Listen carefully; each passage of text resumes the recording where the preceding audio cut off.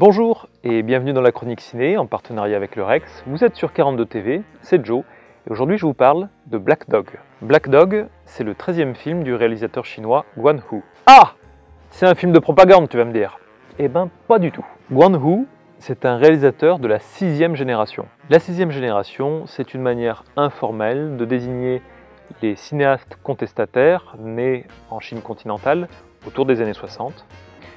Leur particularité, c'est que leur style est proche du néo-réalisme italien.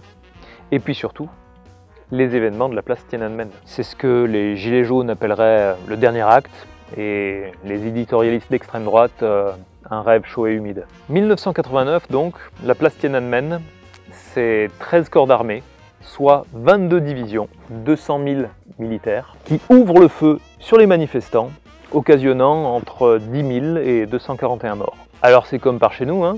Tu as les chiffres selon les organisations syndicales et les chiffres selon la police.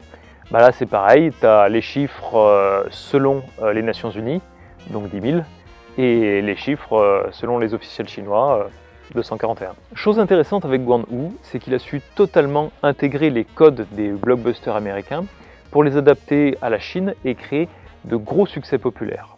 Alors que, dans le même temps, il n'a jamais renié sa préoccupation humaniste qui est reconnue à l'international à travers ses œuvres. Et oui, parce que Black Dog était présenté à Cannes en 2024 et il a même décroché le prix Un certain regard. Mais qu'est-ce que c'est ça, Un certain regard? C'est pour les films avec strabisme? Un certain regard, c'est un prix qui met en avant des films plus audacieux ou plus originaux que ceux de la sélection officielle. En règle générale, il récompense des réalisateurs pas ou peu connus. D'ailleurs, puisqu'on est dans les prix, Xin, le chien du film, mais c'est quoi comme marque? Un Jack Russell croisé-lévrier, a reçu le prix du jury au Palme Dog. Le Palme Dog, c'est une cérémonie en parallèle du Festival de Cannes qui vient récompenser la meilleure performance canine. Alors, au début, c'était une blague, et maintenant, ça fait depuis 2001 qu'elle dure, la blague. Une véritable institution. Alors, tu noteras que tu peux être un chien de dessin animé ou un renard. Pour les Palme Dog, ça passe. Bon, il parle de quoi le film? C'est l'histoire de Lang qui vient de sortir de prison et qui retourne dans sa ville natale de Chixia, au bord du désert de Gobi. La ville est d'ailleurs un personnage à part entière, ancienne gloire de l'industrie pétrolière chinoise. Elle est aujourd'hui envahie par la poussière et par les chiens errants. En somme, c'est l'équivalent chinois de Saint-Étienne. La ville espère retrouver sa prospérité avec les JO de 2008.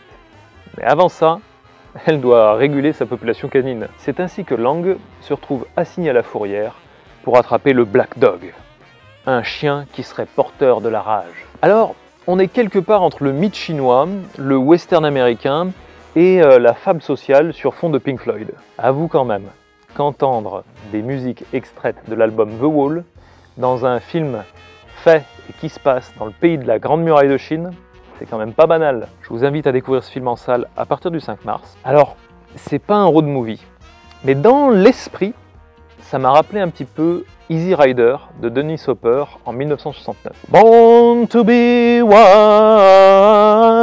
ou alors Into the Wild de Sean Penn en 2008. Mais attention, là c'est différent, parce qu'on ne s'intéresse pas à ceux qui sont partis, mais à ceux qui sont restés bloqués. C'était Joe. Si ce que je vous dis vous intéresse, vous pouvez me retrouver une fois par mois au Rex pour le Ciné Surprise, ou alors sur mon podcast Zawa Radio.